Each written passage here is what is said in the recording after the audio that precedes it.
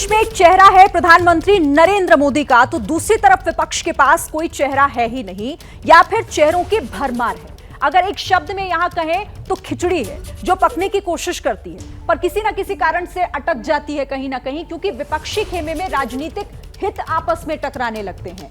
बिहार के मुख्यमंत्री नीतीश कुमार ने इस खिचड़ी को एक बार फिर बनाने की कोशिश की है। वो दिल्ली में मौजूद हैं, धड़ाधड़ मुलाकातें कर रहे हैं। अब ऐसे में क्या कोई भी राजनीतिक पार्टी नीतीश के कहने पर कोई बलिदान देने को तैयार होगी?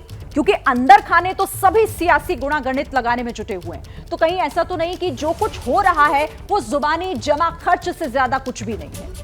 मैं ऐसा इसलिए कह रही हूं क्योंकि जनता भी तो समझ रही है कि जो गठबंधन होगा या फिर होने की जो कोशिशें की जा रही है वो सिर्फ अवसरवादी राजनीति का हिस्सा भर है। पर चाहे आप जो कह लीजिए, अगर मोदी को चैलेंज करना है तो गठबंधन को यह भरपूर कोशिश करनी ही होगी, नतीजा चाहे जो हो। और आज हम मातृभूमि में 2024 के लिए मिशन अपोजिशन में हो रही इसी भीषण जंग की बात करेंगे। पूछेंगे कि क्या मोदी के चैलेंजर नीतीश कुमार हैं? बड़ी खबर यह है कि कांग्रेस अध्यक्ष खड़गे के घर पर सियासी दिग्गज जुटे। नीतीश और तेजस्वी यादव ने मुलाकात की। राहुल गांधी पहले से खड़गे के घर पर मौजूद है।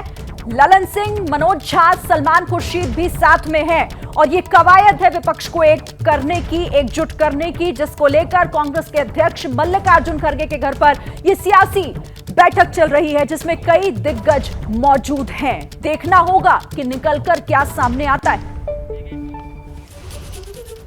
और 7 महीने के बाद देखिए, दिल्ली में बिहार के सीएम नीतीश इस वक्त मौजूद हैं। नीतीश को इस बात को लेकर भरोसा है कि विपक्ष एकजुट इस बार जरूर होगा।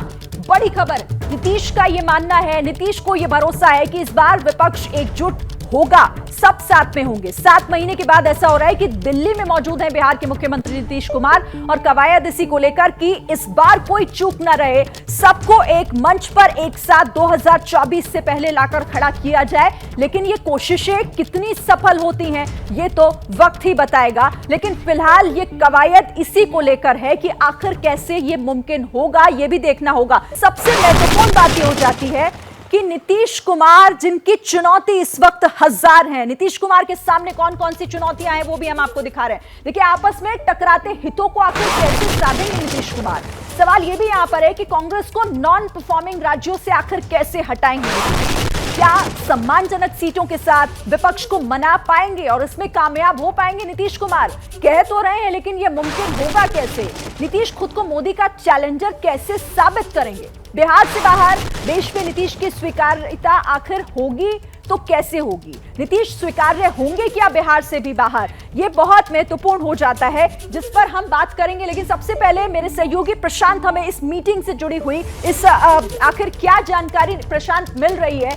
अंदर मीटिंग हो रही है, क्या निकल कर आ रहा है? जी देखिए शरीन, मीटिंग जब खत्म हो चुकी है अब, और मीटिंग के बाद जितने भी नेता हैं, राहुल गांधी हो, मल्लिकार्जुन खड़गे हो या नीतीश कुमार, उन्होंने एक बात अंडरलाइन करते हुए कही है कि आज की बैठक में एक ऐतिहासिक फैसला लिया गया है। और ये फैसला ये लिया गया है कि सभी विपक्षी दल मिलकर एक साथ अगले साल जो चुनाव होना है वो चुनाव लड़ेंगे और एक साथ मिलकर एक टेबल पर आएंगे और वो चुनाव लड़ेंगे। और हमें ये जानकारी मिल रही है सूत्रों के हवाले से कि नीतीश कुमार को भी एक बड़ी जिम्मेदारी ये दी जा रही है इस बैठक के बाद कि वो भी कई जो विपक्षी पार्टियां हैं उनसे बातचीत करेंगे कि आखिर वो भी विपक्षी जो अम्ब्रेला बनने वाला है, जिसकी तैयारी हो रही है, उसमें वो भी आए। इसमें कई ऐसी पार्टियां हैं जिनसे माना जाता है कि नीतीश कुमार की नजदीकियां हैं। उन सभी पार्टियों से नीतीश कुमार बात करेंगे। बाकी कुछ पार्टियों से मल्लिकार्जुन खड़गे भी वही बात प्रशांत की, एक टेबल पर तो है, लेकिन एक साथ क्या खड़े होंगे 2024 से पहले और एक सोच के साथ? क्योंकि विचारधारा की लड़ाई यही कहा जा रहा था। बड़ी खबर आपको बता दें, देखिए 2024 से पहले विपक्ष की बड़ी तैयारी है। दरअसल नीतीश कुमार को एक बड़ी भूमिका मिल सकती है। बड़ी खबर इस वक्त की, कुछ पार्टियों और नेताओं से बात भी करेंगे इसे लेकर नीतीश। बिहार प्रदेश कांग्रेस अध्यक्ष का यह बहुत बड़ा बयान कि नीतीश को एक बड़ी जिम्मेदारी, एक भूमिका उनकी देखने को मिल सकती है आज। हमारे साथ हैं बिहार प्रदेश कांग्रेस अध्यक्ष अखिलेश प्रसाद सिंह। अभी बैठक खत्म हुई है। अखिलेश जी, ऐतिहासिक निर्णय लिया गया, ये कहा सब नेताओं ने, क्या निर्णय हुआ? ऐतिहासिक निर्णय ये हुआ कि भारतीय जनता पार्टी को 2024 के लोकसभा चुनाव में परास्त करना है और उसका कुछ जिम्मेवारी नीतीश जी को भी दिया गया कि सर्टेन लीडर से वो बात करेंगे, सर्टेन पार्टी से वो बात करेंगे, बड़े नेता हैं उस हिसाब से वो कुछ बात करेंगे। नीतीश कुमार को भी विपक्ष के नेताओं से बातचीत की जिम्मेदारी दी गई। बिल्कुल बात करेंगे। तो बिहार कांग्रेस के अध्यक्ष का जिस तरीके से ये बड़ा बयान और इस बयान के मायने भी समझेंगे हम आगे, इस पर भी हम बात करेंगे। लेकिन मिशन ऑपोजिशन जिसको पूरा करने की कोशिश जरूर की जा रही है, ये 2024 की जंग से पहले किस तरीके की तैयारी आप देखिए। जहां कांग्रेस बीजेपी में सीधी लड़ाई वो हम आपको दिखा रहे हैं, राजस्थान है, इसमें छत्तीसगढ़ है, मध्य प्रदेश, हिमाचल प्रदेश और गुजरात, जहां कांग्रेस और बीजेपी सीधे सीधे। लेकिन जहां बीजेपी से अन्य पार्टियों की लड़ाई है वो राज्य इस तरफ है, उत्तर प्रदेश है, इसमें बिहार है, दिल्ली है, पश्चिम बंगाल है, तेलंगाना है। तो ये पूरी तस्वीर आपके सामने। कांग्रेस खुद से कदम पीछे खींचे ये कोशिश है, कांग्रेस को मुख्य पार्टी बनाए विपक्ष, यहां पर ये भी है। लेकिन यहां ये भी ध्यान देना होगा कि यूपी, बिहार, दिल्ली, पंजाब में कांग्रेस के लिए ये जो फॉर्मूला था वो खुद को मुख्य एक चेहरा रखने का, वो वहां पर फेल हुए थे, विनाशकारी बना था। तो क्या इस बार फॉर्मूला बदलेगा? किस तरीके से आखिर तस्वीर बदलती हुई दिखाई देगी? ये जो कवायद हो रही है, जो आज बैठक हुई, इस बैठक का नतीजा और क्या इसका असर होगा, इसी पर हम चर्चा करेंगे। कई खास मेहमान भी हमारे साथ जुड़े हुए हैं। के शर्मा प्रवक्ता बीजेपी के स्टूडियो में हमारे साथ मौजूद हैं। इसके साथ ही दुष्यंत नागर भी हमारे साथ हैं, धर्मेंद्र यादव और साथ ही धीरेन्द्र हमारे साथ होंगे, संजय गुप्ता भी शिवसेना की तरफ से होंगे। लेकिन सबसे पहले, क्योंकि बात विपक्ष की हो रही है, जवाब तो आपको देना होगा, तो शुरुआत के सिन्हा आप ही से मैं कर लेती हूँ। क्या लग रहा है के शर्मा जी की क्या होगा? सब एकजुट होने की तैयारी में है क्योंकि आप लोगों को रोकना है। ये बात तो आपने बिल्कुल सही कह दी कि सारा विपक्ष एक तरफ और एक तरफ भारतीय जनता पार्टी, और माननीय प्रधानमंत्री मोदी जी के को रोकने के लिए ये सारे विपक्षी दल एकजुट हो रहे हैं। देखिए, लोकतंत्र में सबको अधिकार है कि वो अकेले लड़े, गठबंधन से लड़े, जैसे भी लड़े।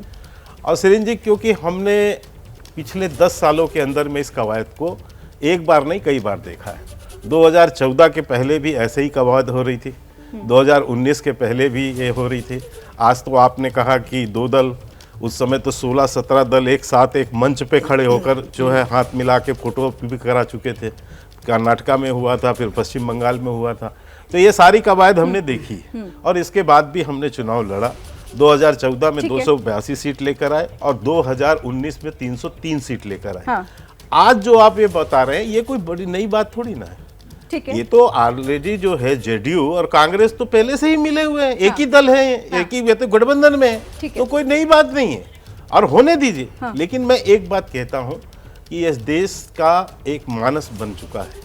ठीक है। पिछले 20 साल का एक ऐसा गठबंधन सरकारों का अनुभव, लेकिन ये होगा कैसे? वही तो ना धीरेन्द्र जी, पूरा विपक्ष एकजुट होने की कोशिश कर रहा है, साथ एक मंच पर आने के लिए तैयार दिख रहा है। आप लोगों का स्टैंड इस बीच क्या है?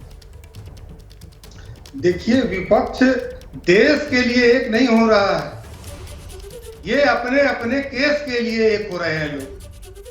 आज जो भ्रष्टाचार का चाबुक आदरणीय मोदी जी का चल रहा है, उससे खुद को बचाने की एक कवायद है और ये कोई गठबंधन नहीं है, मजबूरी की एकता। सारे नेता पर कहीं ना कहीं भ्रष्टाचार के आरोप हैं और मजबूरी में ये लोग एक हो रहे हैं।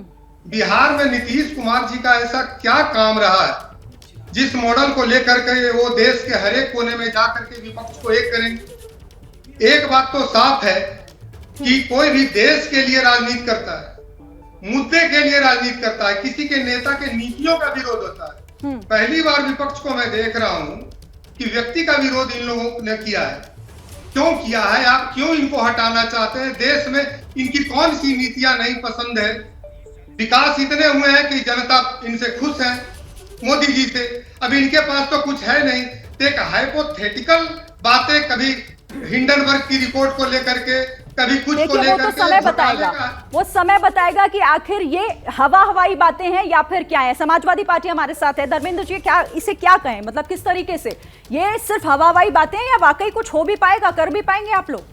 शरीन जी, सबसे पहली बात तो ये है कि आज जो देश के सामने सबसे बड़ी चुनौती और चिंता दोनों है, वो लोकतांत्रिक मूल्यों को जिस तरह से अवमानना हो रही है और इस देश के लिए सरकार चुनी जाती है और लोगों के लिए अकाउंटेबल होती है सरकार, उस अकाउंटेबिलिटी को पूरा करने में जिस तरह से भारतीय जनता पार्टी फेल हुई है, आज 1975 की जो इमरजेंसी थी वो अघोषित इमरजेंसी आज भी देश के सामने है। आप किसी भी बुनियादी मुद्दे की बात कर लीजिए, 20,000 करोड़ का हिसाब देने के लिए मोदी जी का मुंह कभी खुलता नहीं, अडानी के बारे में बोल नहीं सकते, भारतीय जनता पार्टी कोई प्रवक्ता नहीं बोल सकता।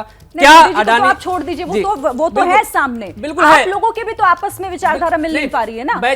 विचारधारा ना मिलते हुए भी देश सर्वोपरि है, लोकतंत्र को मजबूत करना हर राजनीतिक दल का कर्तव्य है। उसी कर्तव्य के निर्वहन में हम चाहते हैं कि उत्तर प्रदेश और देश में जहां जहां भी भारतीय जनता पार्टी को सीधा टक्कर देने वाली क्षेत्रीय पार्टियां हैं, उन सबको बाकी विपक्षी दल मजबूत करें, तभी जाकर के भारतीय जनता पार्टी को रोक सकते हैं। के शर्मा जी माफ कीजिएगा, दुष्यंत नागर भी हमारे साथ है, मैं उन्हीं से समझ लेती हूँ कि ये सब कुछ मुमकिन होगा कैसे, क्योंकि यहाँ तो आपसी हितों की बात हो रही है, ये हित ही आपस में इतने टकरा जाते हैं। वो जो श्रीमान कह रहे थे ना हितों के बारे में, उनसे ये पूछना है हमें कि भाई अभी असेंबली के इलेक्शन हुए थे बिहार में, तब आप कहाँ थे, तब आप क्या कह रहे थे। खैर मैं आगे बढ़ता हूँ। शर्मा जी के पार्टी के जब पहला गठबंधन हुआ था, इनकी 13 दिन की सरकार बनी थी, तो 16 पार्टियां थी, फिर 32 पार्टियां हुई, और आदरणीय नरेंद्र मोदी जी जब 2014 में प्रधानमंत्री बने तो छोटे मोटे राजनीतिक गैर राजनीतिक सभी 47 संगठनों के साथ मिलके वो सत्ता में आए। तो देखिए गठबंधन में ऐसा नहीं है, ऐसा आंकड़ा तो 47 दल तो आज भी जो मैंने है, गैर राजनीतिक भी जोड़ा है। अरे सुन लीजिए, आज भी सुनते नहीं है, संसद में ये है संसद नहीं, में ये 37 दल है पूरी हो जाए, देखिए ये है, बात दूसरे को आप सुन नहीं सकते, सुनने यार, संसद में गलत नहीं बात बोलने बोलोगे तो देंगे, मैं कैसे नहीं, आपको मैं आप काउंटर स्टूडियो में नहीं बोलने देंगे। मैंने ये नहीं कहा कि सांसदों वाली पार्टियों का गठबंधन था, मैंने बोला राजनीतिक व गैर राजनीतिक सभी संगठनों के समर्थन से सत्ता में आए। आपके तो आठवाले साहब के कितने सांसद हैं जी, जरा मुझे बता दीजिए, आपने उनको मंत्री बना रखा है। अगर कोई और कवायद करता है तो आपको एकदम से धड़कनें बढ़ जाती हैं, स्वयं उस कार्य को करते हैं तो आपको कोई दिक्कत नहीं है। संजय गुप्ता जी भी आपने मेरे किन साथ किन हैं। लोगों के साथ में गठबंधन किया? आपने नॉर्थ ईस्ट में जो अतिवादी लोग थे, जिनकी सवाल तो भिन्न वही भिन्न है ना राय कि थी, देखिए 12 उनके साथ महीनों भी का आपने वक्त अब गठबंधन बचा है, किया। लेकिन फिर भी कोई ऐसा गठबंधन दिखाई नहीं दे रहा। जिस तरह से हमारे देश के अंदर संघीय ढांचे के अंदर इस बात का प्रावधान है कि एक मजबूत सरकार होनी चाहिए, तो मजबूत सरकार तो है, ठीक इसी तरह से इस बात का प्रावधान भी है कि एक मजबूत विपक्ष होना चाहिए। अगर कुछ विपक्षी दल मिलकर के एक मजबूत विपक्ष बनाने की कोशिश कर रहे हैं तो ठीक है, एक मजबूत विपक्ष होना चाहिए, मगर मुझे लगता है कोशिश तो पहले भी हुई है ना, मगर मुझे लगता है कि मुद्दे भी सही होने चाहिए। ऐसे मुद्दे नहीं होने चाहिए कि जो देश के लोग सोच देखें और सोचे तो समझे कि ये मुद्दे क्या है।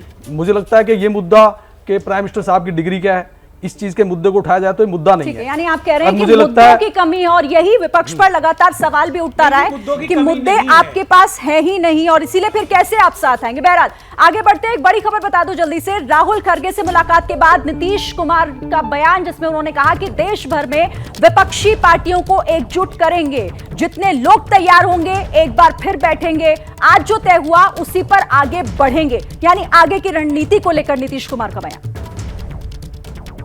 अधिक से अधिक पार्टियों को पूरे देश में एकजुट करने का प्रयास करें, और उसके लिए हम लोग अपना कोशिश करेंगे, सब लोग एग्री करेंगे, वो सब लोग बैठेंगे और एक साथ हम लोग आगे का काम करेंगे, मिल करके चलेंगे। ये बात तय हो गई है, और इन सब चीज़ों को लेकर के ये भी कई लोगों से बातचीत हुई है, हम लोगों की बातचीत, हम लोग फिर एक बार आज जो बात हो गई है, अंतिम तौर पर बात हो गई है, अब उसी के आधार पर फिर हम लोग कर लेंगे, और जितने लोग एग्री करेंगे तो सब लोगों को फिर हम लोग बैठ करके आपस में आगे का निर्णय तय करेंगे। तो आज जो हुआ है उससे आगे बढ़ेंगे। दुष्यंत जी, इस पर आपका कमेंट। यहाँ पर कह रहे हैं कि अभी जो जो साथ आए हैं उनको लेकर हम आगे बढ़ेंगे। इसका मतलब ये कि अभी भी कंफ्यूजन कहीं ना कहीं बना हुआ दिख रहा है। बिल्कुल भी कंफ्यूजन नहीं है। जो कंफ्यूजन बनाया जा रहा है टीआरएस के बारे में, सॉरी बीआरएस के बारे में बात करते हैं, उनकी कांग्रेस से लाइन अलग है, लेकिन उनका अतीत देखिए। वो यूपीए 1 और यूपीए 2 में उनकी भागीदारी रही है, वो मिनिस्टर भी रहे यूपीए 1 में, 2 में उनका समर्थन रहा। कांग्रेस से गए हुए व्यक्ति हैं, वैचारिक समानता है, साथ आने में देर नहीं लगेगी।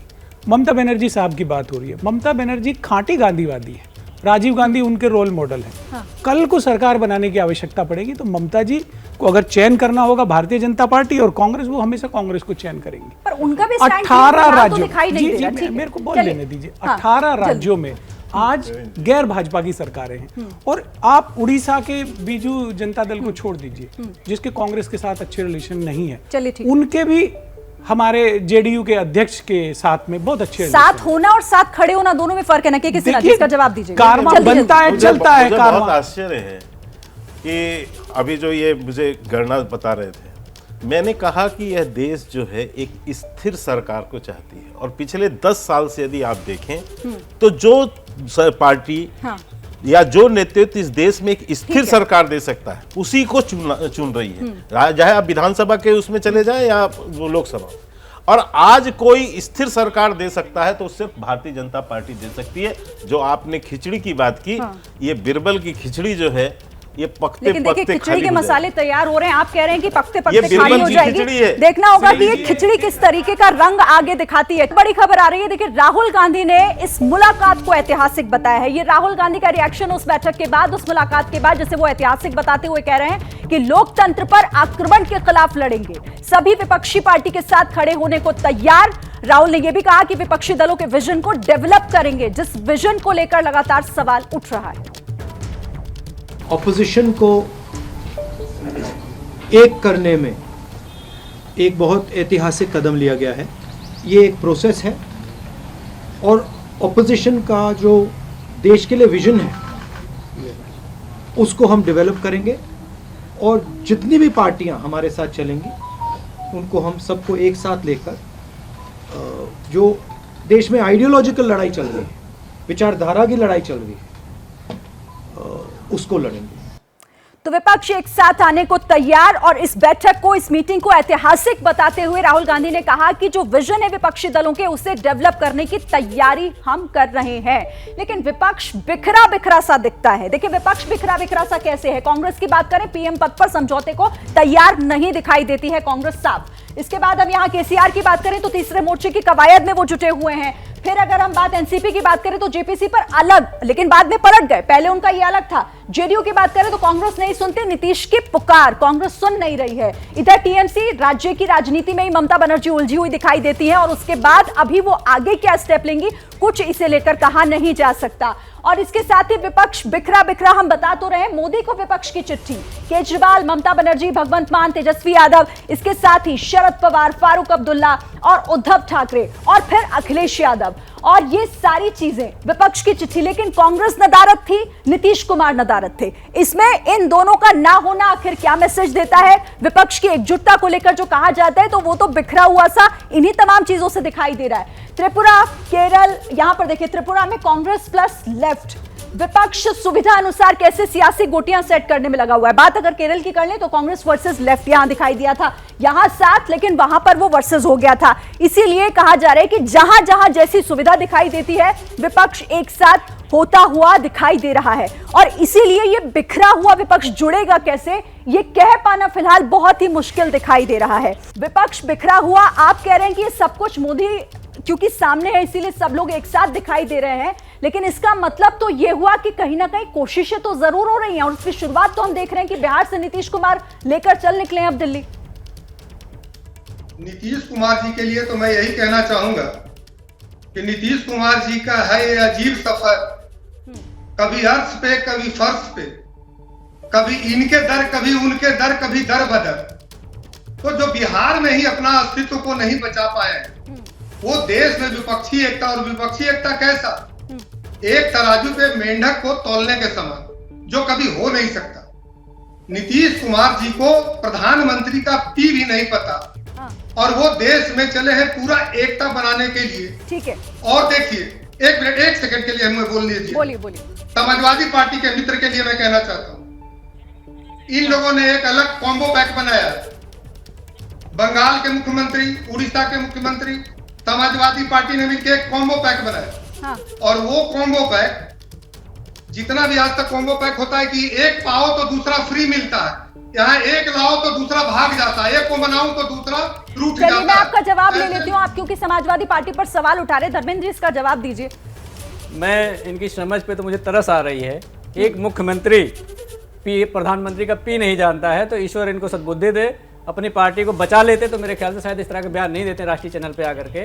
आज देश के सामने जो बुनियादी संकट है, जो भारतीय जनता पार्टी ने जनता को वादा किया था, आखिर उस पर बात कौन करेगा? ये मुझे बता दें कि 2 करोड़ नौकरियां कहाँ मिली है, ये मुझे बता दें कि किसान की आय दोगुनी कहाँ हुई है, मुझे बता दें। अभी आज ही उत्तर प्रदेश में समाजवादी पार्टी के नेता के खिलाफ सुप्रीम कोर्ट ने फैसला दिया, और उत्तर प्रदेश सरकार को फटकार लगाई कि आप जो रासुका लगाते हो, अगर कोई टैक्स नहीं जमा करता, टैक्स ना जमा करने वाले पे आप रासुका लगाते हो, ये बहुत ही शर्म की बात है और ऐसा लगता है कि ये फैसले मंद बुद्धि से लिए गए हैं। बड़ी खबर आपको बता दूं, आम आदमी पार्टी के नेता संजय सिंह ने ईडी पर बड़ा हमला बोला है। संजय सिंह ने कहा है कि ईडी तानाशाह की तरह काम कर रही है, ईडी के दफ्तर में मारपीट की जाती है, बयान देने के लिए धमकाया जाता है। आखिर वो कौन लोग हैं जो मारपीट करते हैं और उनका किस पार्टी से संबंध है?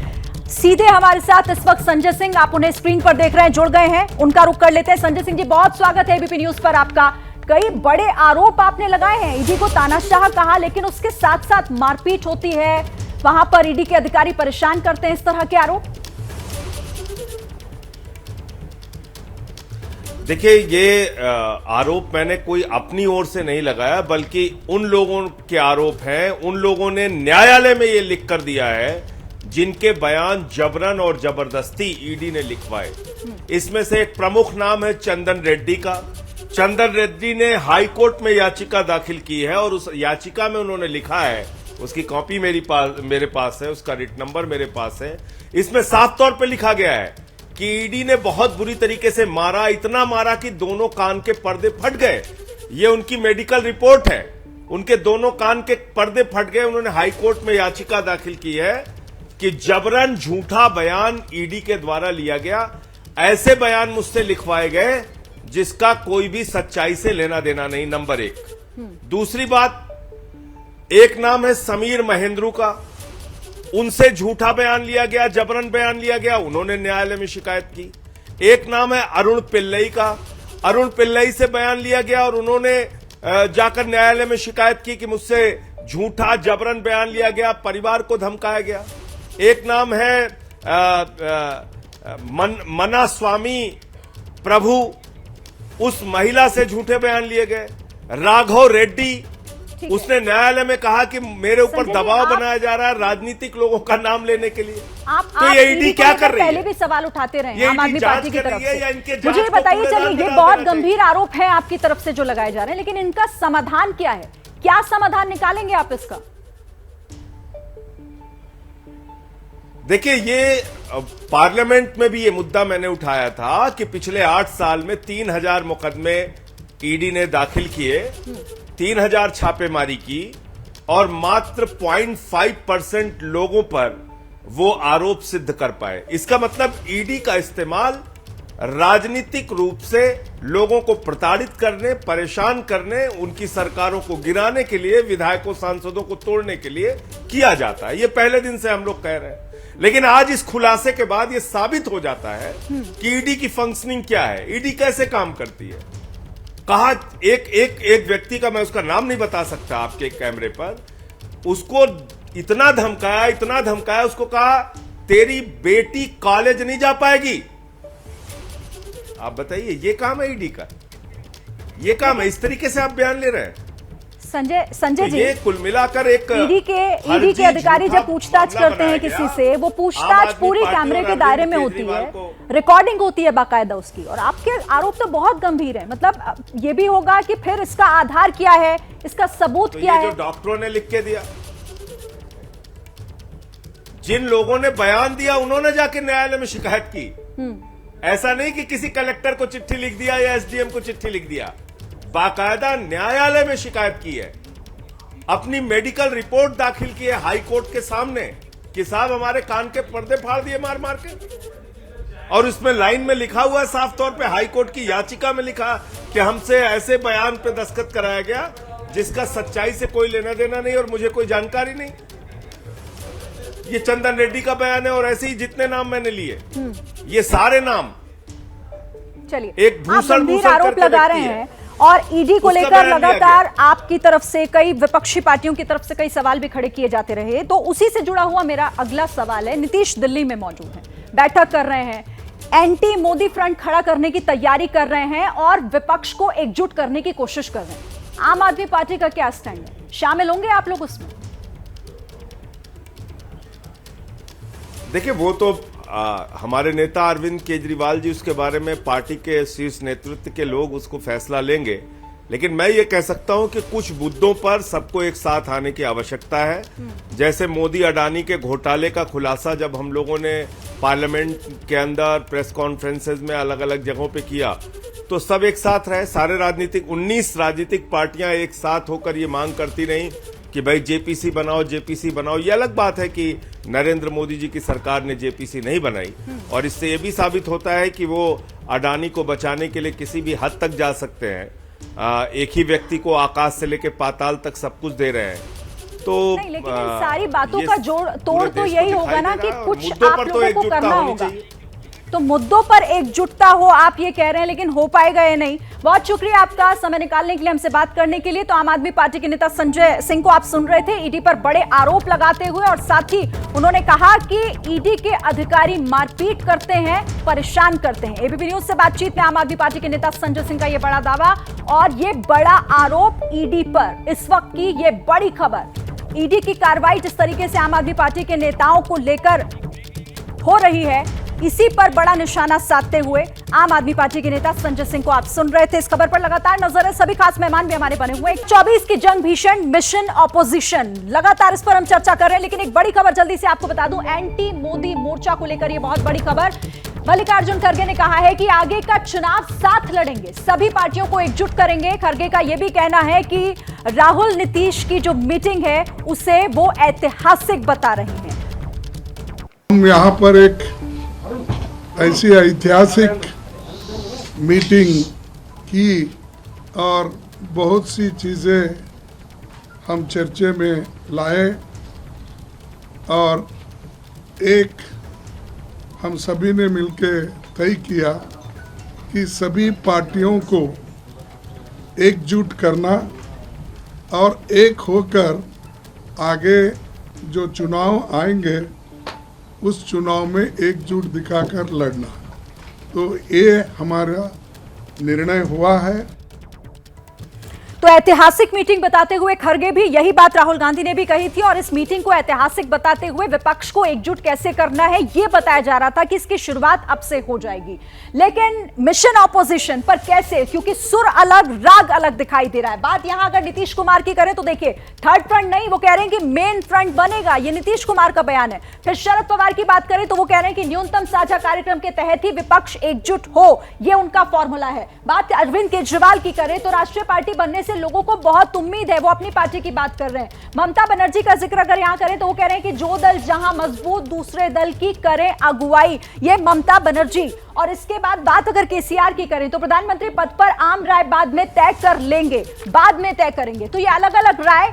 उद्धव ठाकरे क्या कह रहे हैं, बीजेपी के खिलाफ एकजुट होकर लड़े, पीएम बाद में तय करें, ये भी बात की बात कर रहे हैं। तो यहां ये सवाल उठ जाता है कि आखिर ये मुमकिन कैसे होगा, क्योंकि राय अलग है, सुर अलग है, सबके राग भी फिलहाल अलग दिखाई दे रहे हैं। दुष्यंत नागर जी, मैं मल्लिकार्जुन खड़गे के बयान पर आपसे जवाब चाहूंगी, फिर मैं आपके पास आ रही हूँ। बिल्कुल आ रही हूँ, आप उसका जवाब दीजिएगा। आप समय नहीं देती हैं। अच्छा चलिए ठीक है, पंडित जी कुर्सी पे बैठे हो, बस मैं आ रही हूँ ना, एक सवाल आप नाराज क्यों हो रहे हैं? चलिए शर्मा जी आप पूछिए। सारे आरोप आप सत्ता पक्ष पे लगवा रही हैं। आरोप नहीं, मैं तो आप सवाल पूछ रही हूँ, आप जवाब। चलिए ठीक है, आप नाराज मत होइए, आप शुरुआत चलाइए। लेकिन अच्छा होगा कि यदि आप समय नहीं दे सकती है सत्ता शर्मा जी, आप नाराज क्यों हो रहे हैं? चलिए आप पूछ लीजिए। आप मुझे नहीं पूछना, आपको जैसे चलाना चलाइए, लेकिन आप समय का भी मैं सिर्फ ये चाह रही थी कि कांग्रेस इस पर जवाब दे दे। आप 3 बार जवाब ले चुकी हैं, आप ही का सवाल एक ही रट लेके बैठे। ठीक है, चलिए समय जाया नहीं करते, आप जवाब दे लीजिए। आप बताइए, आप अपना चलाइए। शर्मा जी बोलिए ना, आप बोलिए ना, मैं तो आपको बोल रही हूँ, आप बोलिए ना, आप क्यों दर्शकों को बोलिए ना। नहीं, मैं इसलिए कह रहा हूँ क्योंकि आपने अभी जब चलाया हमारे ऊपर एक आरोप भी लगाया, ठीक है। मैं उसका जवाब देना चाहता हूं कि राहुल गांधी कह रहे हैं कि लोकतंत्र पर हमला हो रहा है, लोकतंत्र की जो है रक्षा करने के लिए हम एक हो रहे हैं। मैं पूछना चाहता हूं सुनील जी कि ये कैसा लोकतंत्र चाहते हैं? राहुल गांधी और गांधी परिवार के लिए इस देश में अलग कानून बने, ये लोकतंत्र होगा इनका? इनको भ्रष्टाचारियों के लिए इस देश में अलग कानून बने, उनकी जांच अलग से हो, उनको घर पे अलग सी फैसिलिटी दी जाए, ये कानून होगा? जो न्यायाधीश राहुल गांधी की सजा दिया है उसकी जबान काट लेंगे, ये बयान कांग्रेस का आता है, क्या ये मुद्दे नहीं होंगे? मुद्दे मैं की तो चाहता हूं बात कि हो रही थी ना, विपक्षी दल चलिए जो बैठे हैं अब साथ में दुष्यंत जवाब नागर दें। जी, दुष्यंत नागर जी अब इसका जवाब ये- दीजिएगा ये- इस सवाल ये के ऐसा साथ लोकतंत्र चाहिए भारत कि क्या कांग्रेस ये मान चुकी है कि अब वो कमजोर हो गई है, इसीलिए सबको साथ लेकर आगे बढ़ना होगा? जो विश्लेषण आपने प्रस्तुत किया हाँ, उसमें विरोधाभास कहीं नहीं है। अगर ममता दी ये कह रही है कि जो पार्टी जहां बढ़ी है उस स्टेट में वो लीड करे, तो इसमें कोई गलत नहीं है। अगर केसीआर ये कह रहे हैं कि प्राइम मिनिस्टर हम बाद में तय करेंगे, तो ये लोकतांत्रिक है, नहीं आप ये कहते हैं होना विचारधारा चाहिए। की लड़ाई, लेकिन वो तो एक होता दिख ही कहाँ नहीं है रहा है ना। विचारधारा? बताइए कहाँ सब अलग अलग विचारधारा पर बिल्कुल दिखाई एक दे रहे विचारधारा हैं है। और ये कैसे कांग्रेस मुमकिन से होगा? निकले हुए ठीक है, चलिए, मैं केसीआर, आपका भी कांग्रेस रुख से करूंगी। निकली हुई एक मिनट, ममता, एक बड़ी खबर मुझे उद्धव जी बतानी ने है, फिर आप शानदार लोगों के मिलकर पास से सरकार आती हूं। चलाई है। ठीक है, एक बड़ी खबर ले लेते हैं पहले। देखिए, नीतीश पर बरसे हैं चिराग पासवान। चिराग पासवान का ये बयान जो कि ये कह रहे हैं कि 7 जनवरी तक पीएम नहीं बनेंगे नीतीश कुमार। नीतीश का प्रधानमंत्री बनना असंभव। चिराग पासवान का ये महत्वपूर्ण बयान जिसमें वो कहते नजर आ रहे हैं कि नीतीश के पास कोई विजन नहीं है, कोई विजन नहीं है, इसीलिए उनका प्रधानमंत्री बनना असंभव है। समझ नहीं रहा, दिल्ली गए हैं राष्ट्रीय स्तर पर विपक्ष को एकजुट करने, किस सोच के साथ गए हैं वो अपने में एक बहुत बड़ा प्रश्न है भाई। जिनसे बिहार नहीं संभलता उनसे देश क्या उम्मीद रखेगा? असंभव है भाई, असंभव है, किसी कीमत पे नहीं। 7 जन्म में नहीं, मैं बार बार मैं कह रहा हूँ, जिनसे बिहार नहीं संभला, जो ढंग से बिहार के मुख्यमंत्री नहीं बन पाए, वो देश के प्रधानमंत्री क्या बनेंगे? तो चिराग पासवान नीतीश की दावेदारी को सीधे नकारते हुए, धीरेन्द्र जी इस पर आप जवाब दीजिएगा। यहां तो अलग सुर में दिखाई दे रहे हैं, कह रहे हैं कि असंभव है, लेकिन सुनने में तो यह भी आ रहा है कि इफ्तार पार्टी में शामिल हुए, नीतीश कुमार के पैर तक छुए वहां जाकर। देखिए, वो हमारे नेता का एक संस्कार है। किसी से मिलना तो सनातन में, या हम लोगों को जो संस्कार मिला है उसमें पैर छूना, अभिवादन करना, वो कोई विषय नहीं है। लेकिन ये मिशन अपोजिशन जो आप बता रही हैं, ये मिशन कमीशन का है। ये भ्रष्टाचार से बचने के लिए एक हमारे नेता आदरणीय नेता स्वर्गीय रामविलास पासवान जी कहते थे कि अगर बाढ़ या भूकंप आता है तो सांप, बिच्छू, जितने भी खतरनाक जानवर होते हैं, बकरी, बाघ, सब एक जगह पे आ जाते हैं। आज तकरीबन वही स्थिति देश में आया। राजनीति में कुछ भी मुमकिन है, संजय गुप्ता जी, ऐसा ही है क्या? देखिए, मैं इसमें ये कहना चाहूँगा, सिर्फ बात नहीं होनी चाहिए विपक्ष को एकजुट करने की, सिर्फ बात नहीं होनी चाहिए। एक तरफ तो आप अपने स्वार्थ के लिए किसी भी पार्टी के साथ गठबंधन करने की बात करें और दूसरी तरफ आप उसी की टांग खींच लें। आप मुझे बताइए कि नाना पटोले ने विधानसभा स्पीकर से, महाराष्ट्र विधानसभा स्पीकर पद से इस्तीफा दिया और फिर वो कहते हैं क्या महाराष्ट्र सरकार मेरे ऊपर टिकी हुई थी? मैं पूछना चाहता हूँ कि इसलिए महाराष्ट्र विधानसभा के स्पीकर पद से उन्होंने इस्तीफा दिया। और दूसरा, पार्टी से चुनाव छिन गया। अडानी पर जेपीसी भी तो मांग रहे हैं ना। जेपीसी एक अलग चीज है। वो कोई कुछ कह रहा है, कोई कुछ कह रहा है, मैं उस मुद्दे पे जा नहीं रहा। मैं तो विपक्षी दलों को एकजुट होने की बात कर रहा हूँ। एक तरफ तो आप एकजुट होने की बात करते हैं, वो भी तो मुद्दों में से एक ही हो गई ना। लेकिन मैं तो अपनी बात करूंगा। एक तरफ हमारा चुनाव चिन्ह चला गया, दूसरी तरफ हमारे साथियों को जिन्हें बोलना चाहिए था समर्थन में, वो कहते हैं अब आप धनुष बाण को छोड़िए और तिल्ली लगाइए और मसाल जलाइए। मतलब ये किस तरह का साथ हुआ?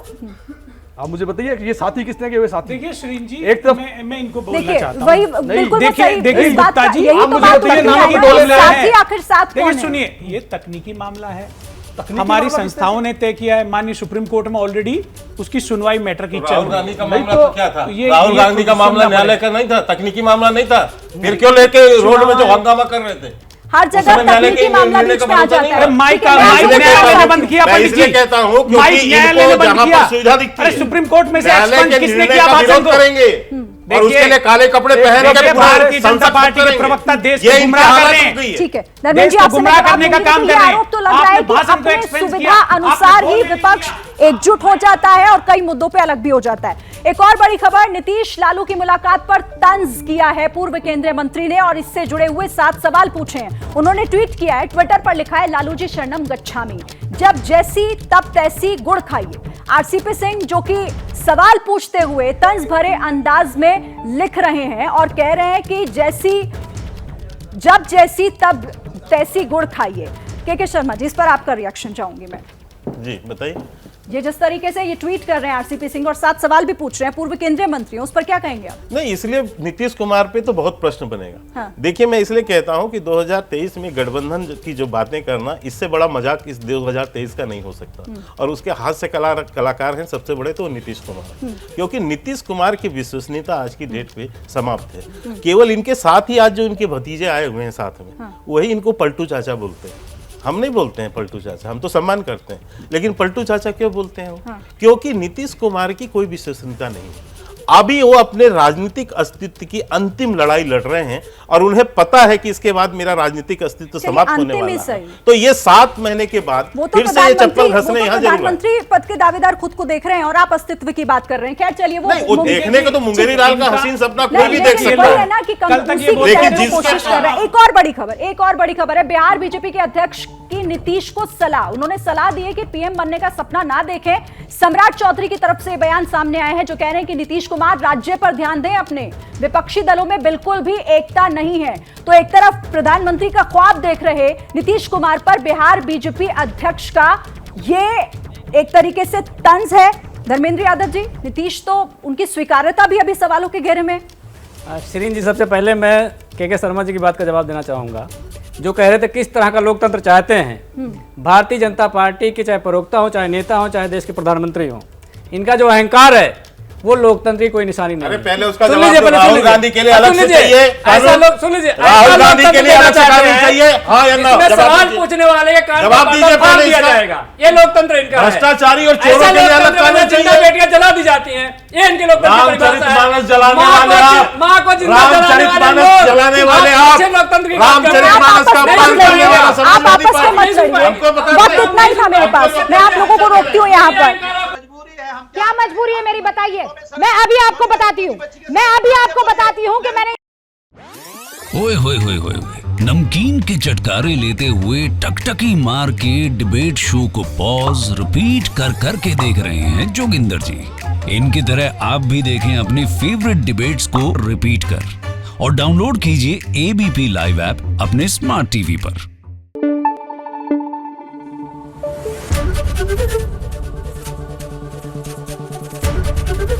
एबीपी न्यूज आपको रखे आगे।